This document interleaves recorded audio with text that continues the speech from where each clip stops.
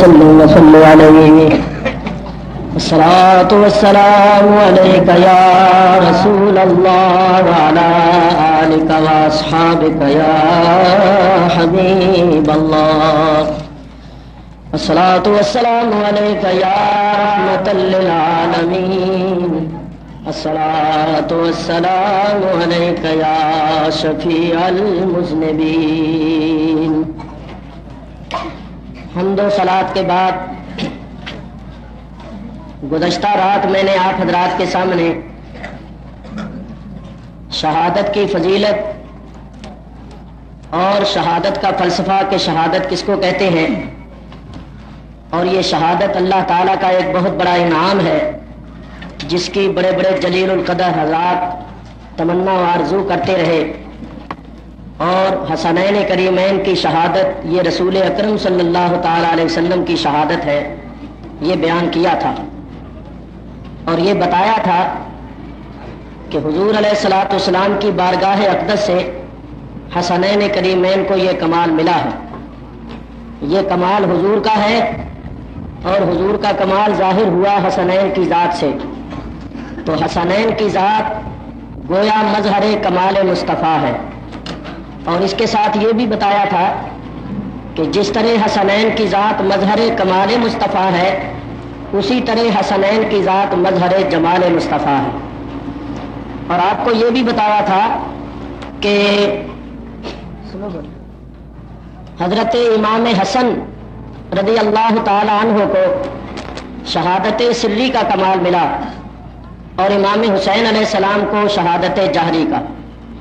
امام حسن کے حصے میں شہادت سری کا فیض آیا اور امام حسین کے حصے میں شہادت جہری کا فیض آیا، اور یہ حقیقت میں کمال اور فیض تھا حضرت محمد الرسول اللہ صلی اللہ تعالی علیہ وسلم کا. اور اسی ضمن میں نے امام حسن علیہ السلام کی شہادت کا مختصر تذکرہ آپ حضرات کی خدمت میں پیش کیا تھا، اور آج انشاءاللہ العزیز امام حسین علیہ السلام کی شہادت کے مختصر موٹے موٹے واقعات میں آپ حضرات کی خدمت میں پیش کروں گا. اللہ تعالیٰ سے دعا ہے کہ اللہ تبارک و تعالیٰ امامین کے تذکرے کو ہمارے لیے ذریعہ نجات بنائے اور اس ذکر پاک کو قبول فرمائے اور میری اور آپ حضرات کی نجات کا سبب بنائے. اللہ تعالیٰ ارشاد فرماتا ہے وَلَا تَقُولُوا لِمَنْ يُقْتَلُ فِي سَبِيلِ اللَّهِ أَمْوَاتٌ، جو اللہ کی راہ میں قتل ہو جاتے ہیں، شہید ہو جاتے ہیں، ان کو مردہ نہ کہو.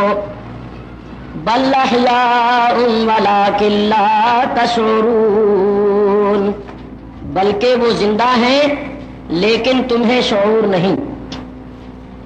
آیہ کریمہ کا ترجمہ اور اس آیہ کریمہ کے فوائد میں گزشتہ رات آپ حضرات کی خدمت میں پیش کر چکا ہوں.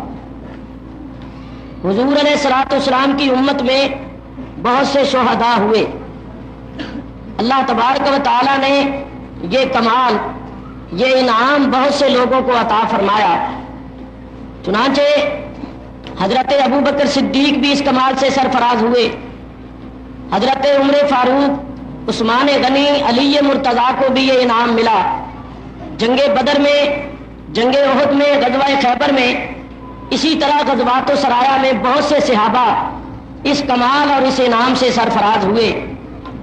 مگر حضرت امام حسین علیہ السلام کی شہادت کچھ عجیب و غریب قسم کی شہادت ہے، اور اس قسم کے دردناک واقعات ہیں کہ اولین و آخرین میں اس کی مثال نہیں ملتی. پورا مہینہ آپ حضرات یہی تذکرہ مجالس میں سنتے چلے آ رہے ہیں کہ جب یزید تخت نشین ہوا تو تخت پر بیٹھتے ہی اس پر ایسا غرور اور تکبر چھایا، غرور و تکبر کا پتلا بن گیا، اور غرور و تکبر کا پتلا بن کے اس نے اس قسم کے کام کرنے شروع کر دیے جو سراسر شریعت مطہرہ کے خلاف تھے. بعض مرتبہ ایسا بھی ہوتا ہے، یہ حکومت کا نشہ، اقتدار کا نشہ بعض مرتبہ آدمی کو افراط و تفریط میں مبتلا کر دیتا ہے. چنانچہ آپ حضرات نے کئی مرتبہ سنا ہوگا کہ فرعون پہلے ایک غریب آدمی تھا، لیکن جب وہ بادشاہ بنا تو تخت پر بیٹھتے ہی ایسا مغرور ہوا کہ اس نے اپنے خدا ہونے کا اعلان کر دیا.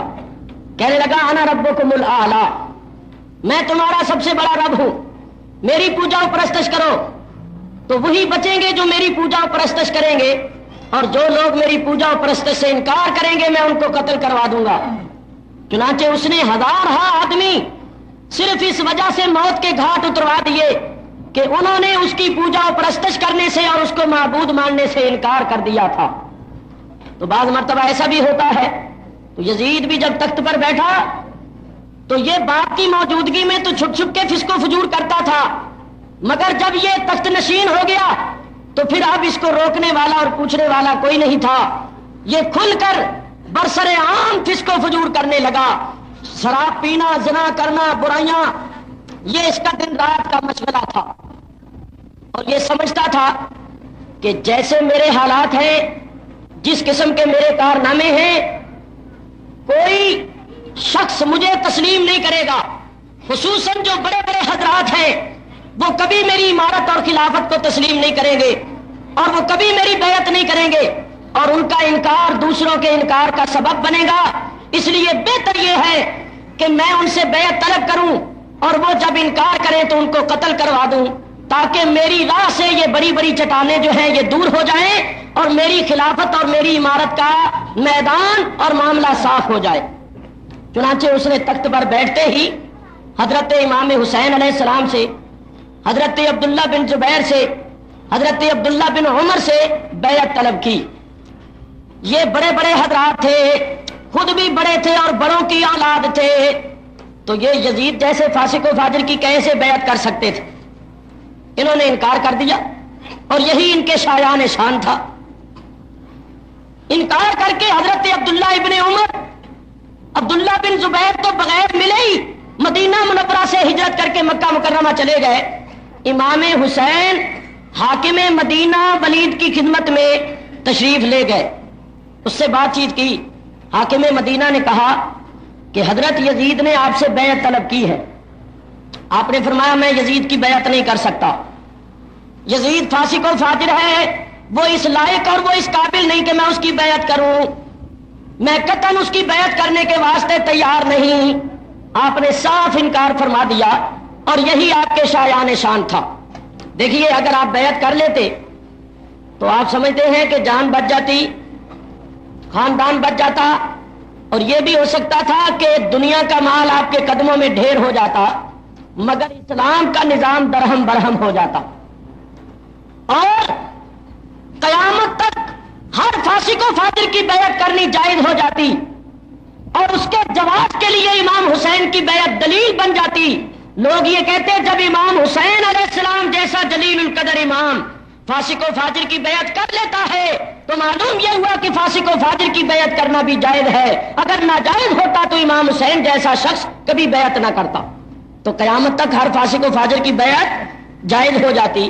امام علی مقام نے انکار کر دیا اور دنیا پر یہ ثابت کر دیا کہ دیکھو حسین ہزارہ تکلیفیں اٹھا سکتا ہے، بہت سے مصائب کا مقابلہ کر سکتا ہے، یہاں تک کہ اپنی آنکھوں کے سامنے سارے خاندان کو شہید ہوتے ہوئے دیکھ سکتا ہے، لیکن اسلام کا نظام درہم برہم ہوتے ہوئے اور دادے کے دین کا، نانے کے دین کا نقشہ بگڑتے ہوئے نہیں دیکھ سکتا.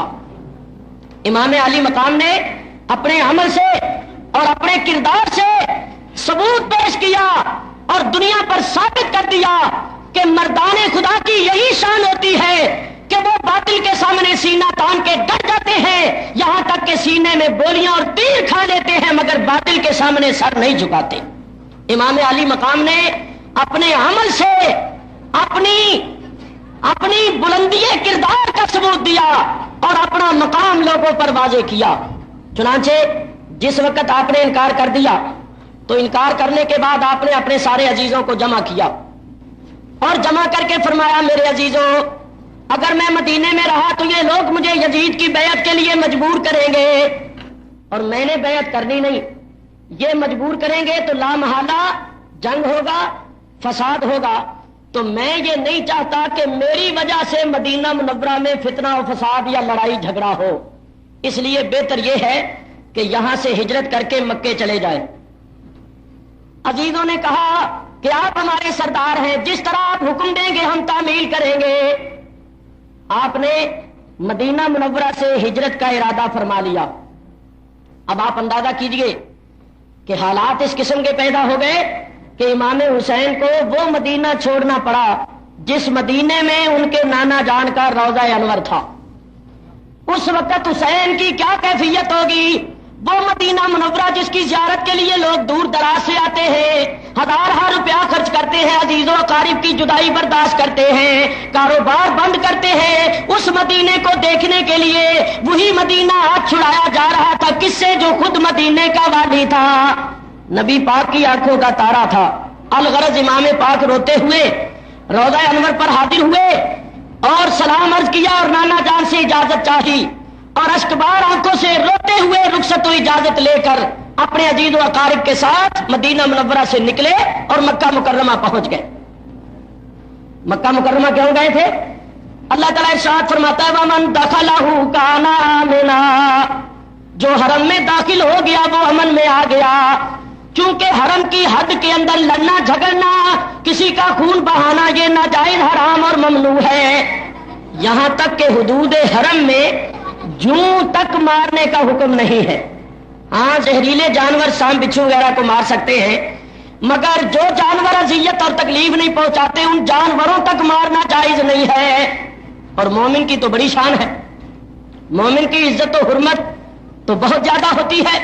تو امام علی مقام نے یہ خیال فرمایا کہ حرم کی حد میں لڑنا جھگڑنا جدال و قتال چونکہ حرام ہے تو وہاں نہ کوئی میرے ساتھ لڑے گا، نہ مجھے پریشان کرے گا، نہ لڑائی ہوگی، نہ جھگڑا ہوگا، تو میں حرم شریف کی حدود کے اندر رہتے ہوئے اللہ کی عبادت کرتے ہوئے اپنی زندگی کے دن پورے کر لوں گا۔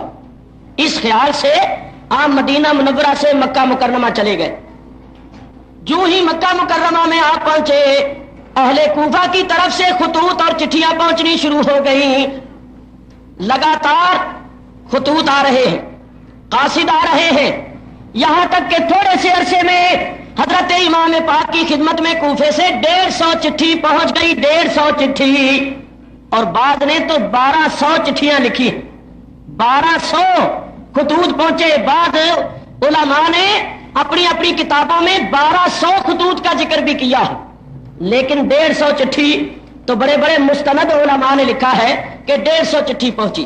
چلو میاں 150 ہی صحیح، اس زمانے میں جبکہ وسائل اور رسائل اس قدر وسیع اور عام نہیں تھے، لوگ خطوط بھیجتے تھے قاصدوں کے ذریعے سے، اور قاصد اونٹ گھوڑوں پر یا پیدل چل کے جاتے تھے۔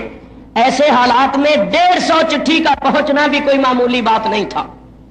150 چٹھی امام پاک کی خدمت میں پہنچی، اور چٹھیوں کے مضامین بھی عجیب و غریب قسم کے تھے۔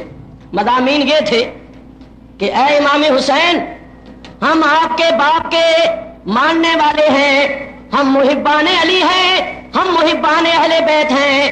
ہم نے تو امیر معاویہ کو نہیں مانا تھا، چاہے جائے کہ اس کے نالائق بیٹے یزید کو مانے۔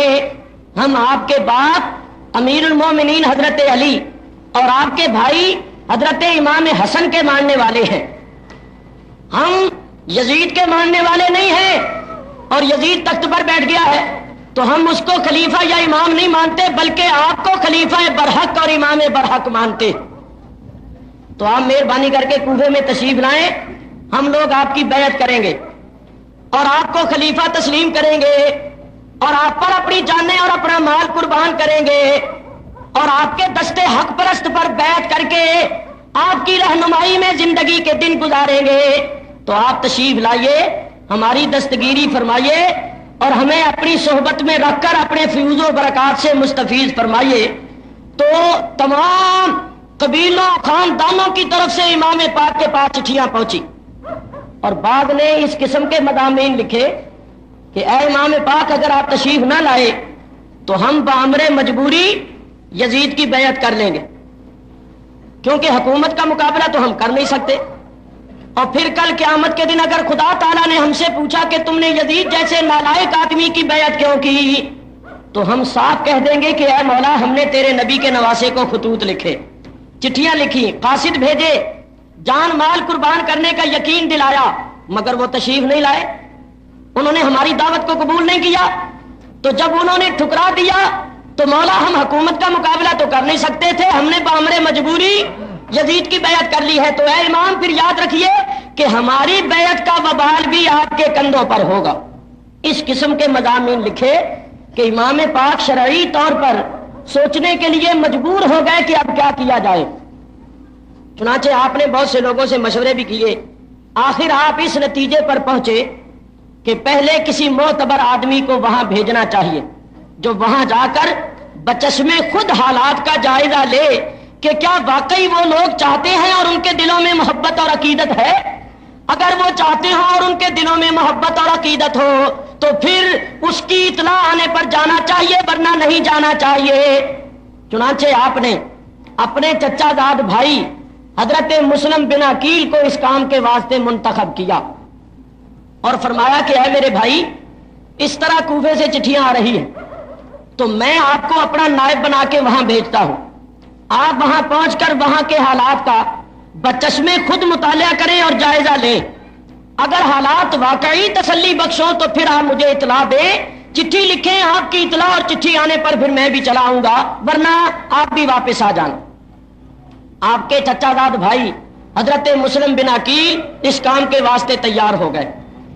آپ نے اہل کوفہ کو ایک خط لکھا کہ اے اہل کوفہ، تمہارے پے در پے خطوط میرے پاس پہنچے، چنانچہ میں اپنے بھائی چچا زاد بھائی مسلم بن عقیل کو اپنا نائب بنا کے تمہارے پاس بھیج رہا ہوں، تم سب لوگ ان کی بیعت کرو اور ان کی خدمت کرو، یہ تمہارے حالات کا جائزہ لے کر مجھے لکھیں گے، اگر تمہارے حالات تسلی بخش ہوئے تو پھر ان کی اطلاع آنے پر میں بھی تمہارے پاس پہنچ جاؤں گا۔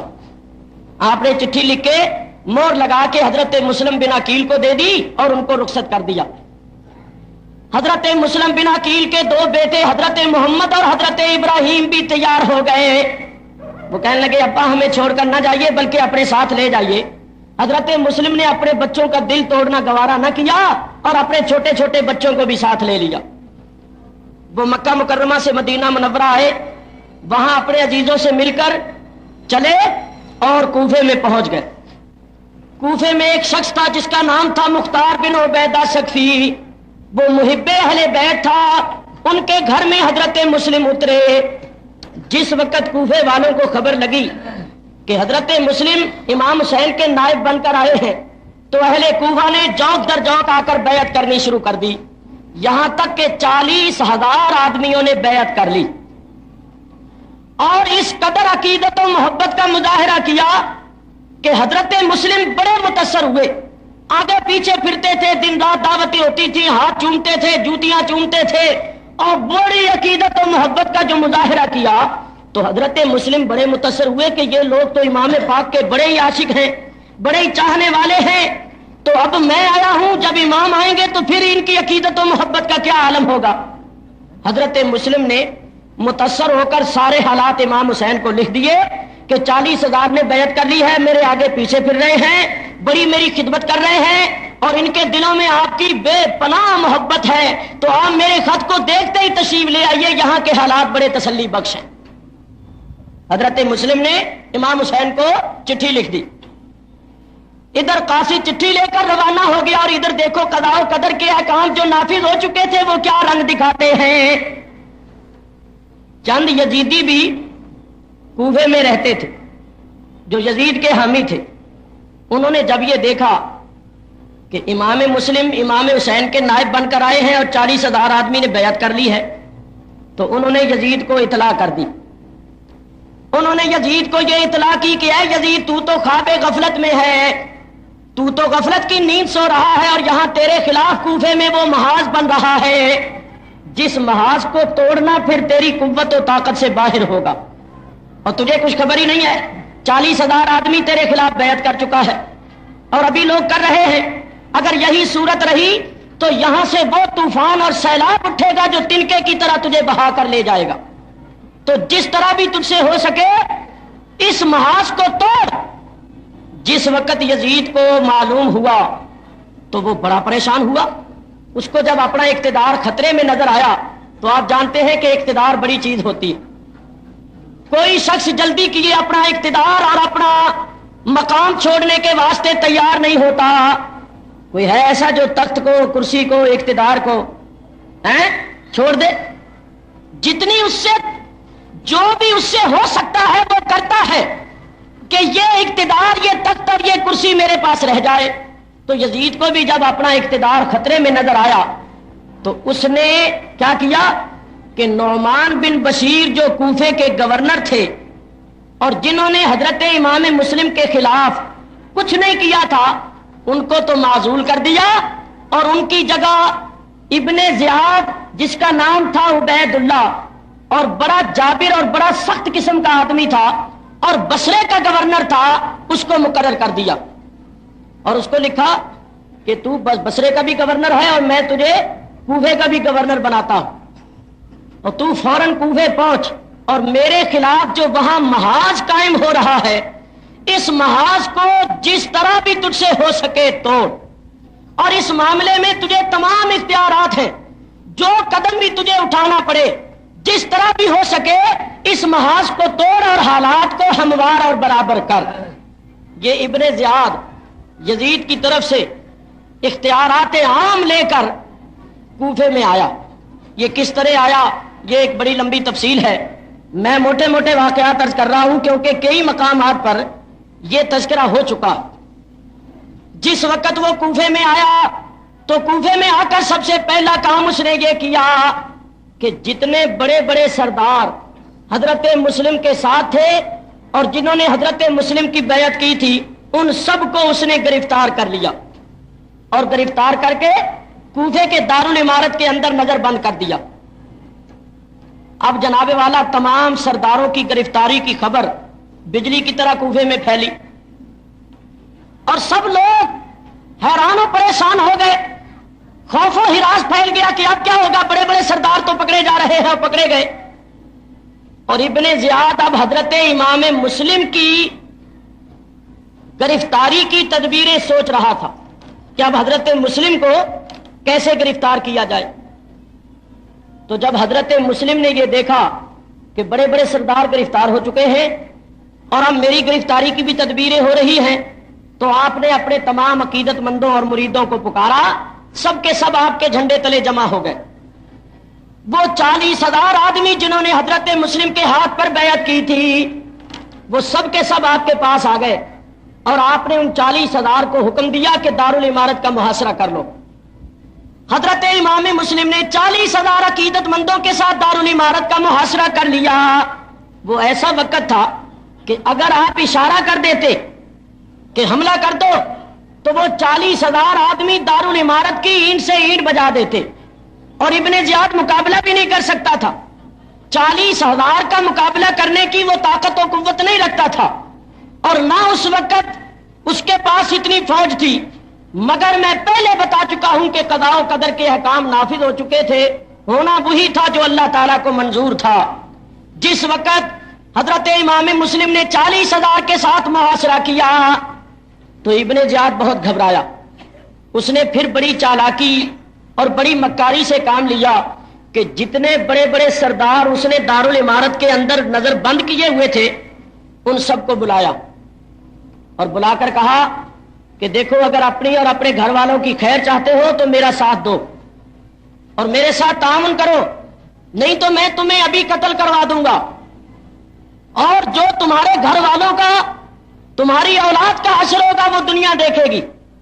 تو وہ بڑے بڑے سردار کہنے لگے کہ آپ کیا چاہتے ہیں، کیا چاہتے ہیں، کس معاملے میں تعاون چاہتے ہیں؟ ابن زیاد نے کہا دیکھو تمہارے عزیز، کوئی تمہارا بھتیجا، کوئی بھانجا، کوئی بیٹا، کوئی بھائی، وہ اس وقت دارالعمارت کا محاصرہ کیے ہوئے، میں تمہیں دارالعمارت کی چھت پر چڑھاتا ہوں، اپنے عزیزوں کو بلا کر ان کو آرام سے سمجھاؤ کہ وہ محاصرہ توڑ دیں اور مسلم کا ساتھ چھوڑ دیں۔ اگر تم نے ایسا نہ کیا تو سب سے پہلے تو ابھی میں تمہیں قتل کراؤں گا اور پھر میری فوجیں جو ان قریب پہنچنے والی ہیں وہ کوفے پر حملہ کریں گی، پھر تمہارے گھروں کو آگ لگا دی جائے گی اور تمہارے بچوں کو نیزوں پر اچھالا جائے گا اور پھر وہ حشر ہوگا کہ دنیا یاد رکھے گی۔ اس واسطے میرا ساتھ دو اگر اپنی اور اپنے گھر والوں کی خیر چاہتے ہو۔ اس نے جناب ایسا ڈرایا دھمکایا کہ وہ بڑے بڑے جتنے تھے نا لیڈر قسم کے لوگ اور سردار قسم کے لوگ، وہ سب کے سب جناب پلپلے ہو گئے اور سب کے سب کہنے لگے کہ اے ابن زیاد تو جس طرح کہے ہم کرنے کے لیے تیار ہیں۔ انہوں نے کہا چلو پھر دارالعمارت کی چھت پر اور کرو یہ کام جو میں نے تمہیں کہا۔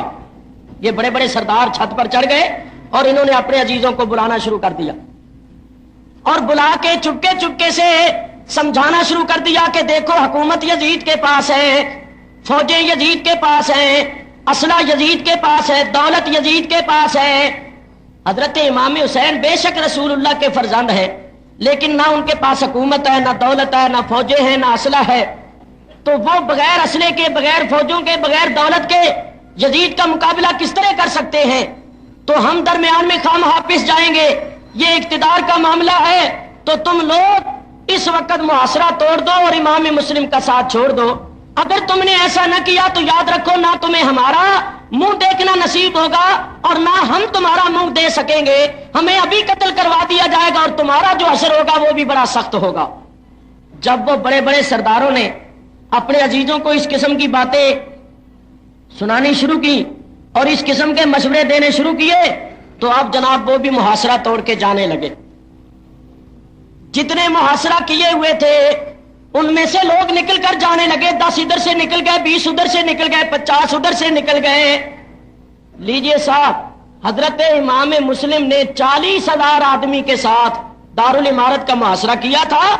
عصر کی نماز کے بعد مغرب سے کچھ پہلے ان 40,000 میں سے صرف 500 آدمی رہ گیا، باقی سب کے سب محاصرہ توڑ کے جا چکے تھے۔ حضرت امام مسلم پر بڑا برا اثر پڑا کہ حد ہو گئی، 40,000 میں سے 39,500 چلے گئے اور صرف 500 رہ گئے، تو یہ 500 جو رہ گئے ہیں ان پر بھی کیا اعتماد کیا جا سکتا ہے؟ حضرت امام مسلم نے جب یہ حالت دیکھی تو وہ 500 جو ابھی کھڑے ہوئے تھے ان سے فرمایا کہ چلو جامعہ مسجد میں چل کے مغرب کی نماز ادا کریں اور سوچیں کہ اب ہم نے کیا کرنا ہے۔ وہ سب کے سب کہنے لگے اچھا حضرت چلیے۔ آپ 500 آدمی کو ساتھ لے کر مسجد میں پہنچے، نماز کا وقت ہو گیا، اذان ہو گئی، امام صاحب آگے کھڑے ہو گئے، 500 نے پیچھے صفیں باندھ لیں۔ لیجیے صاحب، جب مغرب کی نماز شروع کی تھی تو 500 آدمی حضرت مسلم کے پیچھے تھا، اور جب حضرت مسلم نے 3 فرض پڑھ کے سلام پھیرا تو وہ 500 بھی جا چکے تھے۔ آپ نے سلام پھیرا تو پیچھے ایک بھی نہیں تھا، وہ 500 جو تھے وہ بھی جا چکے تھے۔ صبح 40,000 آدمی تھا اور اب ایک بھی ساتھ نہیں تھا۔ اور میں آپ کو یہ بتاؤں کہ یہ وہی لوگ تھے جو اپنے آپ کو محبان اہل بیت کہتے تھے، یہ وہی لوگ تھے جن کو دعویٰ تھا اہل بیت کی محبت کا، اپنے آپ کو محبان علی اور محبان اہل بیت کہتے تھے۔ انہوں نے چٹھیاں لکھی تھی، انہوں نے امام حسین کو بلایا تھا، انہوں نے مال جان قربان کرنے کا یقین دلایا تھا، انہوں نے حضرت مسلم کے ہاتھ پر بیعت کی تھی اور موٹی موٹی قسمیں کھا کے بیعت کی تھی کہ جان دے دیں گے مگر آپ کا ساتھ نہیں چھوڑیں گے۔ لیکن اب نہ تو جان دینی پڑی، نہ تیر کھانے پڑے، نہ گولیاں کھانی پڑی، محض ابن زیاد کی دھمکیوں سے مرعوب ہو کر انہوں نے حضرت مسلم کا ساتھ چھوڑ دیا اور بے وفائی کی۔ حضرت مسلم نے نماز پڑھی، نماز پڑھنے کے بعد بیٹھے اللہ اللہ کر رہے تھے، اور یہ بھی خیال تھا کہ اب کیا ہوگا، یہ سارے ہی لوگ ساتھ چھوڑ گئے، اور میں تو امام حسین کو لکھ چکا ہوں کہ یہاں کے حالات بڑے تسلی بخش ہیں اور ان لوگوں کے دلوں میں آپ کی بے پناہ عقیدت اور محبت ہے، تو میری چٹھی دیکھ کر حضرت امام حسین تو بالکل نہیں رکیں گے، وہ تو فوراً آ جائیں گے، تو پھر ان کا حشر کیا ہوگا جب ان لوگوں نے میرے ساتھ یہ بے وفائی کی ہے۔ خیر آپ مسجد سے نکلے اور نکل کر اپنے مریدوں کے پاس گئے۔ جس مرید کے دروازے پر جائیں دروازہ اندر سے بند، کوئی دروازہ ہی نہ کھولے۔ وہ لوگ جنہوں نے موٹی موٹی قسمیں کھا کے بیعت کی تھی، جن کو دعویٰ تھا اہل بیت کی محبت کا، ان سب نے دروازہ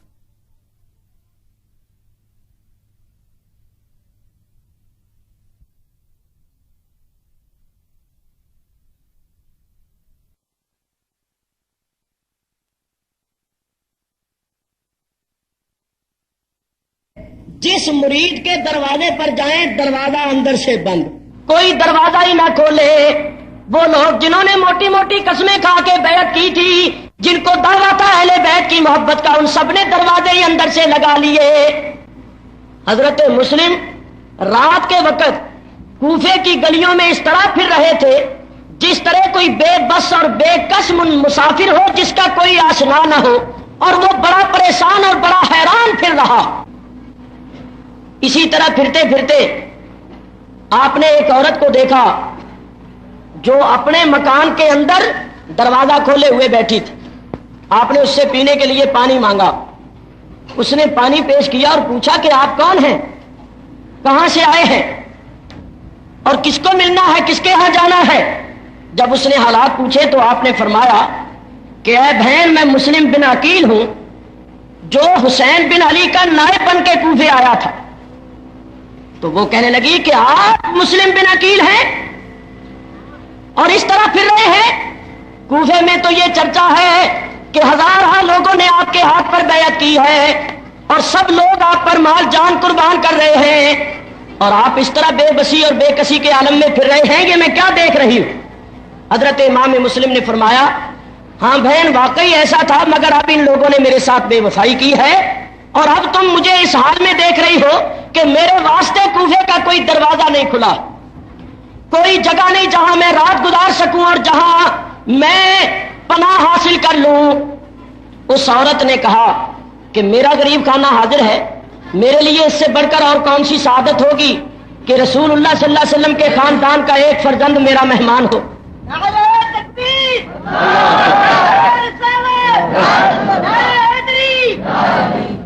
तो उस औरत ने हजरत इमाम मुस्लिम को अपने घर में जगह दी और पनाह दी और अपना मकान हाजिर कर दिया। आप उसके घर में बैठ गए, रात आपने गुजारी।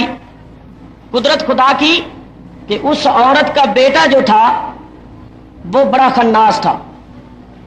ये खुदा ताला की शान है, नेकों के यहां बद पैदा कर देता है और बदों के यहां नेक पैदा कर देता है।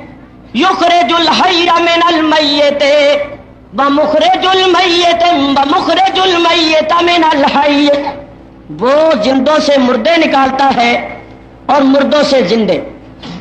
वो अल्लाह तबारक व तआला काफिरों के घर मोमिन पैदा कर देता है और मोमिनों के घर में काफिर पैदा कर देता है। आजर के घर में पलने वाला तो खलीलुल्लाह हो जाए, बुत शिकन हो जाए, और नूह अलैहिस्सलाम के घर में पैदा होने वाला और परवरिश पाने वाला काफिर हो जाए। फिरौन की बीवी जन्नत की औरतों की सरदार हो जाए और लूत अलैहिस्सलाम की बीवी काफिरा हो जाए। किसी शायर ने क्या अच्छा कहा, शायर कहता है कि ज़ाते आजर खलीलुल्लाह हो और बेटा नूह का गुमराह हो। अहलिया लूत नबी हो काफिरा और ज़ौजाए फिरौन हो वे ताहिरा। ये खुदा ताला की शान है, खुदा की शान के अजब जलवे हैं। वो मोमिनों के घर में काफिर पैदा कर देता है और काफिरों के घर में मोमिन पैदा कर देता है। वो बदबख्तों के यहां नेक बख्त और नेक बख्तों के यहां बदबख्त पैदा कर देता है। मेरे दोस्तों, बेनियाज जो हुआ जो चाहे करे, यफ़अलुल्लाहु मा यशा। उस औरत का लड़का रात के वक्त घर आया, मां को गमगीन पाया। मां तू गमगीन क्यों है? उसने कहा, बेटा बात यह है कि हजरत मुस्लिम बिन अकील जो हमारे नबी सल्लल्लाहु तआला अलैहि वसल्लम के खानदान के एक फर्द हैं, वो कूफे में इमाम हुसैन के नायब बनकर आए और अहले कूफा ने उनकी बैयत की और आगे पीछे फिरने लगे और माल जान कुर्बान करने का यकीन दिलाया। और अब हाकिम वक्त की धमकियों से मरूब होकर सबके सब इमाम का साथ छोड़ गए हैं और बेवफाई करते हुए सब अपने दरवाजों को बंद करके अंदर बैठ गए हैं और वो इमाम बड़ी बेबसी और बेकसी के आलम में फिर रहे थे। तो अल्लाह ताला ने ये शरफ हमें बख्शा है, ये सआदत हमें नसीब हुई है कि आज वो हमारे घर में मेहमान हैं और हमारे घर में रौनक अफरोज है। उन्होंने غریب خانے میں قدم رنجا فرمایا ہے اور ہمیں یہ فخر بخشا ہے کہ آج ہم ان کی میزبانی کا شرف حاصل کر رہے ہیں۔ لیکن بیٹا ایک طرف تو یہ خوشی ہے کہ ہمیں ان کی میزبانی کا اور ان کی خدمت کا موقع ملا، اور دوسری طرف غم اس بات کا ہے کہ اہل کوفہ نے بے وفائی کی، اور بے وفائی بھی ایسے معزز مہمان کے ساتھ کی۔ تو ماں نے جب حالات سنائے تو بیٹا دل ہی دل میں خوش ہوا، کہنے لگا یہ تو بڑے مزے کی بات ہے، میری ماں تو بڑی بھولی ہے، بڑی سیدھی ہے، اس کو کیا پتا ہے۔ ابن زیاد نے تو اعلان کروا دیا ہے کہ جو مسلم بن عقیل کو گرفتار کروائے اس کو اتنے 1000 درہم انعام ملے گا۔ تو یہ قدرتی طور پر ہمارے گھر میں آ گئے، میں صبح جا کے خبر کروں گا اور اپنے گھر سے ان کو گرفتار کروا کے 1000 درہم انعام حاصل کروں گا۔ اس نے اپنا ناپاک مقصد اور مدعا ماں کو تو نہ بتایا، ماں پر ظاہر نہ کیا، اور دل ہی دل میں خوش ہوا۔ اب وہ چند گھنٹے گزارنے اس کے لیے مشکل ہو گئے کہ کب دن چڑھے اور میں جا کے مخبری کروں اور انعام حاصل کروں۔ الغرض صبح ہوئی، اس نے اپنے دوستوں کے ساتھ مل کر ابن زیاد کو خبر کر دی کہ حضرت مسلم ہمارے گھر میں ہے، میں گرفتار کرواتا ہوں اور انعام میرے حوالے کر دیا جائے۔ ابن زیاد نے کہا برخوردار تمہارا انعام تمہیں مل جائے گا، پہلے تم گرفتار کرواؤ۔ اس نے کہا جی میرے ساتھ فوج اور سپاہی بھیجیے۔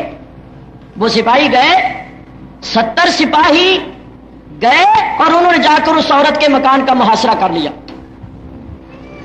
حضرت مسلم تلوار لے کر باہر نکلے، انہوں نے سپاہیوں نے گستاخیاں بے ادبیاں بھی کی، اس قسم کے کلمات کہے جو ناقابل برداشت تھے۔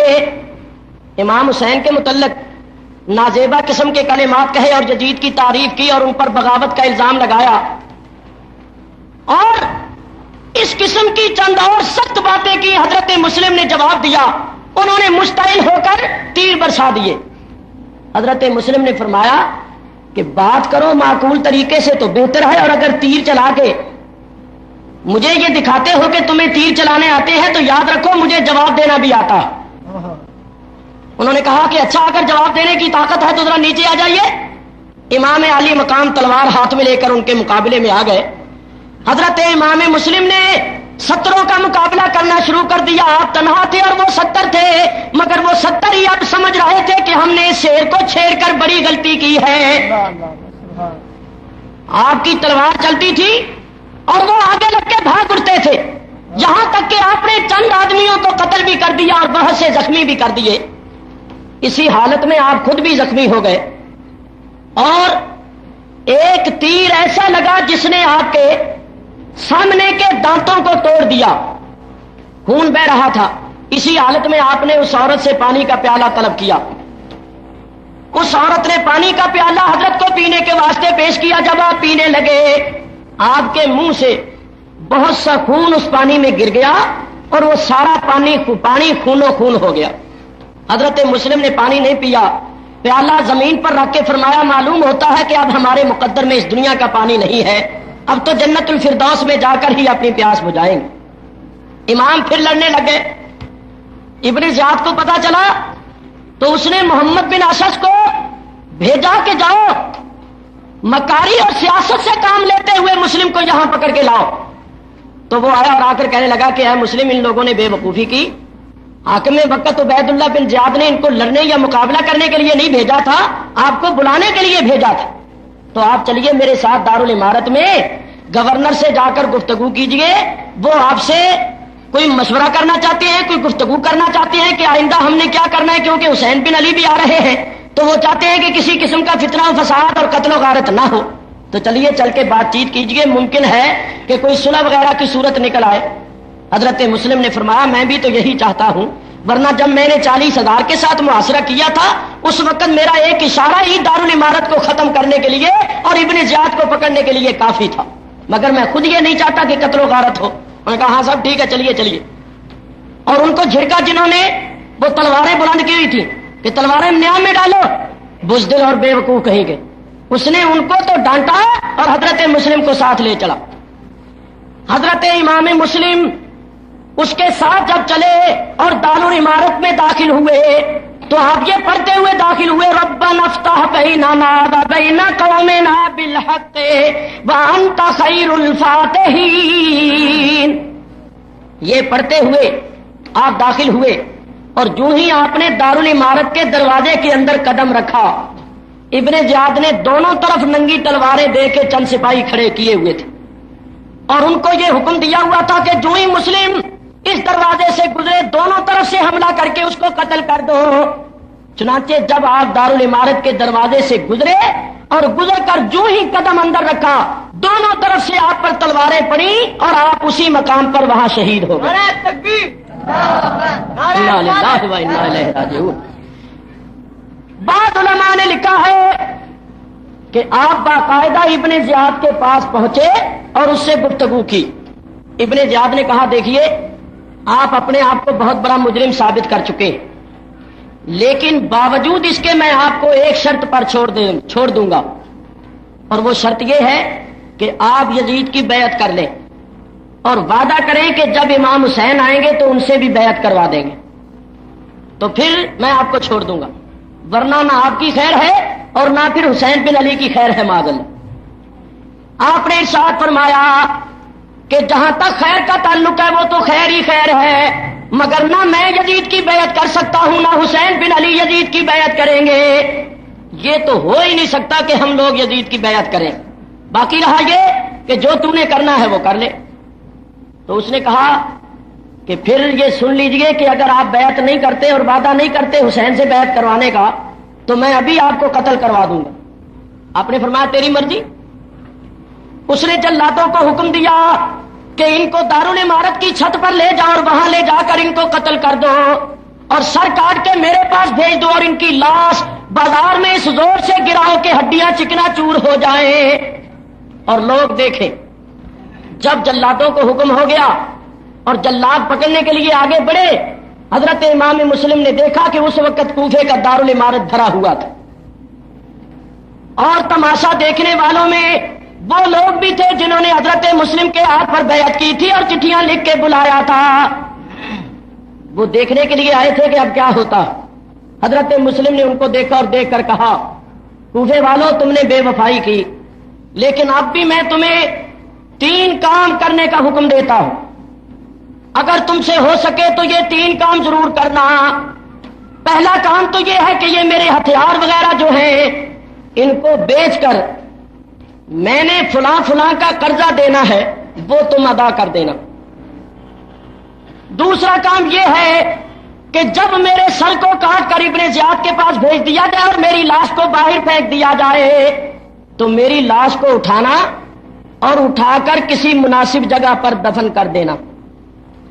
اور تیسرا کام یہ ہے کہ اگر تمہارے اندر ایمان کا ذرہ بھی باقی ہو اور اہل بیت نبوت کی محبت کا کوئی ذرہ تمہارے اندر موجود ہو تو جس طرح بھی ہو سکے حسین بن علی کو پیغام بھیج دو، پیغام پہنچا دو کہ وہ کوفے نہ آئے، کوفے میں تشریف نہ لائیں.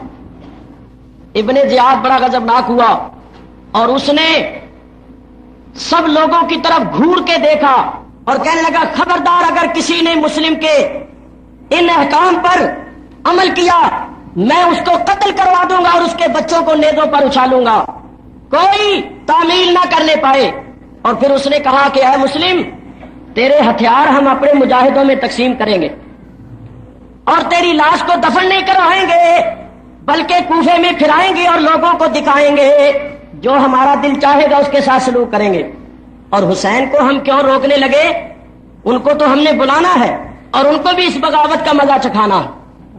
اس وقت آپ رو پڑے اور آپ کو امام علی مقام کی یاد اور ان کے تشریف لانے کا تصور اہل کوفہ کی بے وفائی ستا رہی تھی اور تڑپا رہی تھی. جلادوں نے پکڑا اور وہ پکڑ کر دارالعمارت کی چھت پر لے گئے. آپ نے ان سے 2 رکعت نماز پڑھنے کی مہلت مانگی، انہوں نے وہ بھی نہ دی. آپ نے اشکبار نگاہوں سے ایک مرتبہ حجاز مقدس کی طرف مکہ مکرمہ مدینہ منورہ کی طرف دیکھا اور دیکھ کر کہا ہے میرے آقا حسین اب میرے حال کی خبر تجھے کون کرے کہ میرے ساتھ کیا کچھ ہو رہا ہے. اے کاش کہ میں آپ کو چٹھی نہ لکھتا کہ یہاں کے حالات تسلی بخش ہیں اور ان کوفے والوں نے میرے ساتھ بے وفائی کی اور اب آپ تشریف لائیں گے. اب میں نہیں کہہ سکتا کہ آپ کے ساتھ یہاں کیا سلوک ہوگا اور آپ کا کیا حشر ہوگا. بس آپ انہی تصورات اور خیالات میں تھے کہ ان جلادوں نے پکڑ کر آپ کو نیچے گرایا اور آپ کے سر کو جسم سے جدا کر دیا.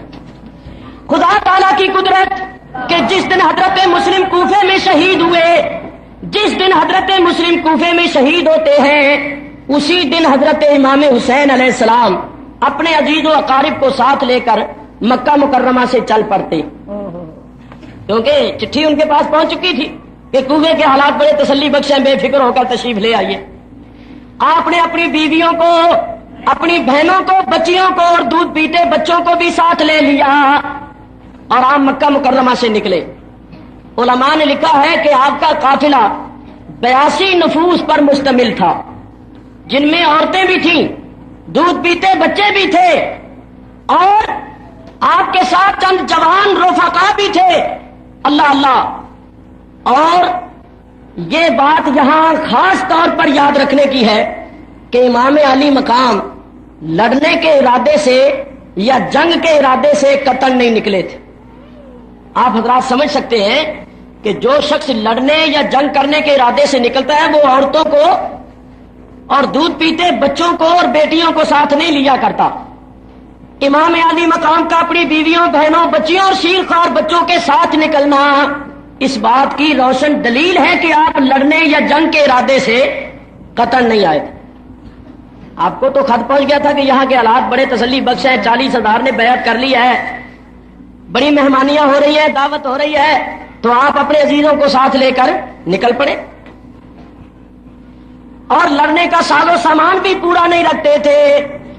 جس وقت امام علی مقام اپنے عزیزوں کو ساتھ لے کر کوفے سے نکلے اور مکہ مکرمہ سے نکلے اور کوفے کی جانب روانہ ہوئے تو راستے میں آپ کو حضرت مسلم کی شہادت کی خبر مل گئی.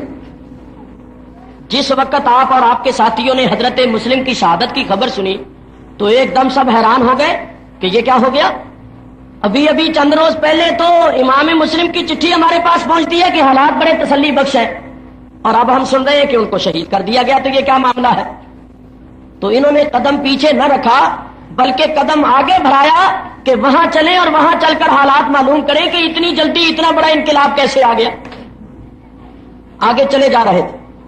ابھی کوفہ تقریباً 2 منزل رہتا تھا کہ حر بن یزید ریاحی 1000 فوجی ساتھ لیے ہوئے امام علی مقام کو ملا اور اس نے کہا کہ اے امام، میں تو آپ کو گرفتار کرنے آیا. آپ نے فرمایا کیوں؟ اس نے کہا یہ تو میں جانتا نہیں، بس ابن زیاد گورنر کوفہ کا حکم ہے کہ آپ جہاں بھی ملیں آپ کو گرفتار کر لیا جائے اور گرفتار کر کے ان کے پاس پہنچا دیا جائے. آپ نے فرمایا کہ ہمارا کوئی قصور؟ اس نے کہا قصور یہ ہے کہ آپ نے یزید کے خلاف بغاوت کی اور یزید کے خلاف یہاں محاذ قائم کیا اور لوگوں سے بیعت لی. آپ نے فرمایا نہ ہم نے کوئی محاذ قائم کیا ہے اور نہ ہم کوئی اقتدار کی ہوس رکھتے ہیں، نہ ہمیں تخت چاہیے.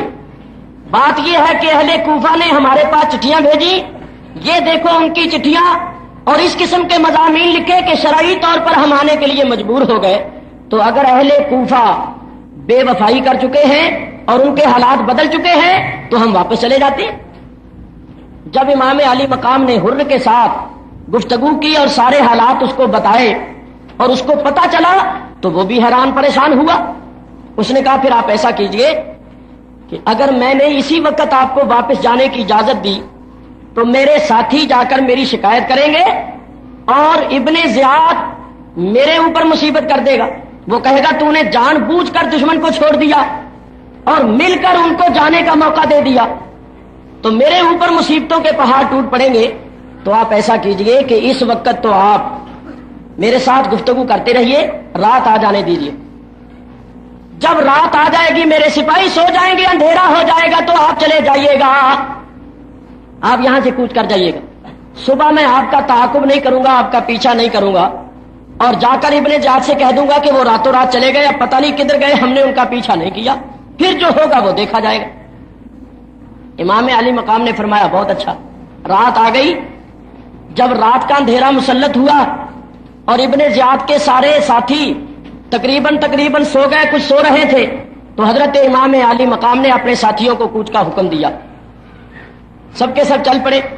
सारी रात ये काफिला चलता रहा और खुदा ताला की कुदरत का जलवा देखो, सारी रात इमाम आली मकाम का काफिला चलता रहा। जब सुबह हुई तो इन्होंने अपने आप को उसी मकाम पर पाया जहां से चले थे। तो ये मंजर, ये जलवा देखकर सबके सब हैरान हो गए कि ये क्या बात है, हम लोग तो रात यहां से चले थे और सारी रात हमारी सवारियां चलती रही और फिर सुबह हम यही, ये क्या बात है। हुर्र ने भी देखा और उसने कहा साहब आप गए नहीं? फरमाया भाई चले तो गए थे मगर जाने के बावजूद हम नहीं जा सके। तो उसने कहा चलो कोई बात नहीं, आज भी आप मुझे मिलते रहिए, मैं आपसे मिलता रहूंगा और अपनी फौज से ये कहूंगा कि अभी हमारे दरमियान गुफ्तगू जारी है, कोई फैसला नहीं हुआ, आज रात चले जाइएगा। बहुत अच्छा। दूसरी रात आई, इमाम अली मकाम ने दूसरी रात भी अपने साथियों को चलने का हुक्म दिया। सारी रात आपके साथी चलते रहे। सुबह हुई तो इन्होंने अपने आप को फिर उसी मकाम पर पाया जहां से चले थे। 3 रातें ऐसा हुआ, ये सारी रात चलते थे मगर चलने के बावजूद सुबह उसी मकाम पर होते थे जिस मकाम से चलते थे। चौथे दिन कोई मुसाफिर जा रहा था, उस मुसाफिर को आपने बुलाया और पूछा कि मियां जिस मकाम पर हम लोग खड़े हैं, जिस मैदान में हम लोग खड़े हैं, इस मैदान और इस मकाम का नाम क्या है? उस मुसाफिर ने कहा कि साहब इसका नाम है करबला। लफ्ज़े करबला सुनते ही आपने फरमाया, सच फरमाया था हमारे नाना जान ने कि हुसैन करबला में शहीद होगा, ये तो हमारी शहादत गाह है, फिर हम यहां से जा कैसे सकते हैं, यहां से निकल कैसे सकते? हमारा 3 रातें चलना और चलने के बावजूद इस मैदान से ना निकलना इस बात की दलील है कि ये हमारी शहादत गाह है। अब हम यहां से निकल नहीं सकते, यहां से जा नहीं सकते। आपने अपने सारे अजीजों से फरमाया कि सवारियों से उतरो और उतरकर यहां खैमे लगा दो। आपके साथियों ने उतरकर खैमे लगाने शुरू कर दिए। जहां भी वो लकड़ी गाड़ते थे वहां से खून निकल आता था और वो सब इस मंजर को देखकर हैरान थे। हजरत सैयदा ज़ैनब रदी अल्लाह ताला अन्हा ने जब ये देखा कि जमीन से खून निकल रहा है, जहां भी लकड़ी गाड़ते हैं वहां से खून निकल आता है, तो उन्होंने कहा कि ऐ मेरे प्यारे भाई हुसैन, यहां से चलो। इस खूनी मैदान को देखकर मेरा दिल घबरा रहा, मुझ पर वहशत तारी हो रही है। ये खूनी जमीन, इस जमीन में डेरा ना लगाओ, यहां से चलो। आपने इरशाद फरमाया मेरी बहन, यहां से हम निकल नहीं सकते, ये हमारी शहादत गाह है, यही हमने जामे शहादत नोश करना है और यही अपने खून की नदियां बहानी है। यही वो जमीन है जो आले मुस्तफा के खून से रंगीन होगी और यही वो सरजमीन है जहां चमने जहरा के जन्नती फूल कट कट के गिरेंगे और अपने खून से इस जमीन को लालाजार बनाएंगे। तो सब लोग उतरो, सब्रो इस्तिकलाल से खेमों में बैठ जाओ, अब हम यहां से जा नहीं सकते, यहीं अपने सब्रो इस्तिकलाल का मुजाहिरा करना है और जामे शहादत नोश करना। गरज ये कि मदीना मुनव्वरा वाले मदीने से निकलकर मक्के में गए थे और अब मक्के से निकलकर करबला में आ गए थे। तकदीर इनको करबला में ले आई थी क्योंकि अब इन्होंने क़यामत तक के लिए करबला वाले कहलाना था। ये करबला में आकर सुकूनत इख्तियार कर लेते हैं और खैमे लगा के बैठ जाते। जिस वक्त इमाम अली मकाम और आपके रोफाका सबके सब बैठ गए तो इब्ने ज़ियाद और यजीद की तरफ से पै दर पै फौजें आ रही थी। जो भी काफिला, जो भी लश्कर आता इब्ने ज़ियाद और यजीद की तरफ से, वो सब के सब यही अहकाम ला रहे थे कि हुसैन से कहो कि वो यजीद की बैअत कर ले। अगर वो बैअत करने पर रजामंद हो तो उनसे कुछ ना कहा जाए और उनको पकड़कर मेरे पास ले आया जाए, और अगर वो बैअत करने से इनकारी हो तो फिर उनसे लड़ा जाए और उनको कत्ल करके उनका सर मेरे पास भेज दिया जाए। जो भी फौजी दस्ता आता था वो यही पैगाम लाता था। इमाम अली मकाम ने फरमाया कि भाई ये तो हो ही नहीं सकता कि हम यजीद की बैअत करें। किस कदर अफसोस का मकाम है कि हमें बुलाया तो गया था कि लोग हमारी बैअत करेंगे और अब हमें मजबूर किया जा रहा है यजीद की बैअत के लिए। تو اسی بات پر تو ہم مدینے سے نکل کر مکے میں پہنچے تھے، تو کیا اب ہم نے یزید کی بیعت کرنے کے لیے مکے سے چل کر آنا تھا؟ یہ نہیں ہو سکتا، ہم یزید کی بیعت کرنے کے لیے تیار نہیں۔ انہوں نے کہا کہ اگر آپ یزید کی بیعت کرنے کے لیے تیار نہیں تو پھر لڑنے کے لیے تیار ہو جائیے۔ آپ نے فرمایا کہ میں لڑنے کے لیے بھی نہیں آیا، لڑنے کا ارادہ بھی نہیں رکھتا۔ تو انہوں نے کہا کہ پھر دو باتیں تو نہیں ہو سکتی کہ لڑیں بھی نہ اور بیعت بھی نہ کریں، یا تو بیعت کر لیجئے، بیعت نہیں کرتے تو لڑنے کے لیے تیار ہو جائیے۔ امام عالی مقام نے جب یہ دیکھا کہ ان لوگوں کے ارادے بڑے خطرناک ہو گئے ہیں اور حالات نازک صورت اختیار کرتے جا رہے ہیں، تو آپ نے ان کے سامنے 3 شرطیں پیش کی۔ آپ نے فرمایا سنو، اہل کوفہ نے ہمیں خطوط لکھے اور اس قسم کی باتیں لکھی کہ ہم آنے کے لیے شرعی طور پر مجبور ہو گئے۔ اب اگر وہ بے وفا ہو گئے ہیں تو سنو، ہم تمہارے سامنے 3 شرطیں پیش کرتے، جو بھی تمہیں منظور ہو مان لو اور اس پر عمل کرو، یا تو ہمیں مکے واپس چلے جانے دو۔ ہم مکے واپس چلے جاتے ہیں اور وہاں جا کر حرم شریف کے اندر رہ کر اللہ کی عبادت کرتے ہوئے اپنی زندگی کے دن پورے کر لیں گے، اور اگر مکے نہیں جانے دیتے ہو تو کسی اور ملک کی طرف نکل جانے دو جہاں کفار اور مشرکین رہتے ہو، تو ہم اپنی ساری زندگی اسلام کی تبلیغ میں صرف کر دیں گے اور ان لوگوں کو مسلمان بنانے میں لگے رہیں گے، اپنی ساری زندگی تبلیغ اسلام میں خرچ کر دیں گے۔ اور اگر کسی اور ملک کی طرف بھی نہیں جانے دیتے ہو تو پھر ایسا کرو کہ یزید کے پاس لے چلو، میں یزید کے سامنے بیٹھ کر گفتگو کروں گا، ممکن ہے کہ ہمارے درمیان کوئی صلح کی صورت نکل آئے اور حالات اچھے ہو جائیں اور آپس میں خون خرابہ نہ ہو۔ 3 شرطیں آپ کی گورنر کوفہ ابن زیاد کے پاس بھیج دی گئی۔ وہ ان شرطوں کو دیکھ کر بڑا غضبناک ہوا اور اس نے عمر بن سعد جو ساری فوجوں کا سالار تھا اس کو لکھا کہ میں نے تجھے ثالث یا حکم بنا کے نہیں بھیجا کہ تو ہمارے اور حسین کے درمیان صلح کی صورتیں سوچے، میں نے تجھے بھیجا ہے کہ کہو حسین سے کہو کہ وہ بیعت کر لیں، ورنہ ان سے لڑو اور ان کا سر کاٹ کے میرے پاس بھیج دو۔ اور تم صلح کی تدبیریں بنا رہے ہو، صلح کی صورتیں سوچ رہے ہو، بس میرا آخری حکم یہ ہے کہ اگر حسین بیعت سے انکار کرے تو ان سے لڑو اور ان کا سر کاٹ کے میرے پاس بھیج دو۔ جب آپ کو یہ حکم سنایا گیا تو آپ نے ارشاد فرمایا کہ اب میں حجت قائم کر چکا ہوں، جو تمہیں کہنا تھا کہہ چکا ہوں، اب جو تمہاری مرضی آئے کرو۔ جہاں تک یزید کی بیعت کا سوال ہے ہم یزید کی بیعت ہرگز نہیں کریں گے۔ انہوں نے کہا بس پھر لڑنے کے لیے تیار ہو جائیے۔ آپ نے فرمایا تم سے جو ہو سکتا ہے کر لو، جو ہم سے ہو سکے گا ہم بھی کریں گے۔ لیجئے صاحب، اب ان کے ارادے اس قدر خطرناک صورت اختیار کر گئے کہ انہوں نے محرم کی 7 تاریخ سے آپ پر اور آپ کے تمام رفقا پر نہر فرات کا پانی بھی بند کر دیا۔ 4000 آدمی نہر فرات پر متعین کر دیے، 2000 سوار اور 2000 پیادے، اور حکم دے دیا کہ ان کو پانی کی ایک بوند بھی نہ لے جانے دو، پانی بھی بند کر دیا۔ حالانکہ آپ حضرات سن چکے ہیں کہ یہ سب کے سب 82 تھے، جن میں بچے بھی تھے اور پردہ نشین عورتیں بھی تھیں، اور آپ سن کر حیران ہوں گے ان کا مقابلہ کرنے کے لیے 22,000 افراد آ چکے تھے۔ 22,000 افراد، یہ 82 ہیں جن میں بچے اور عورتیں بھی ہیں، اور یہ لڑنے کے ارادے سے بھی نہیں آئے اور پورا سامان بھی نہیں رکھتے، اور ان کے مقابلے کے لیے 22,000 آئے تھے، سب کے سب جوان تھے، ہر قسم کا ساز و سامان لے کر آئے تھے، اور پھر بھی انہوں نے پانی بند کر دیا کہ اگر یہ پانی پی کر لڑتے رہے تو شاید ہم 22,000 ہو کر بھی ان پر غلبہ حاصل نہ کر سکیں۔ پانی بند کر دیا گیا۔ یہ ظلم پر ظلم تھا۔ اور پھر غضب کہ پانی ان کا بند کیا گیا جو ساقیے کوثر کے نواسے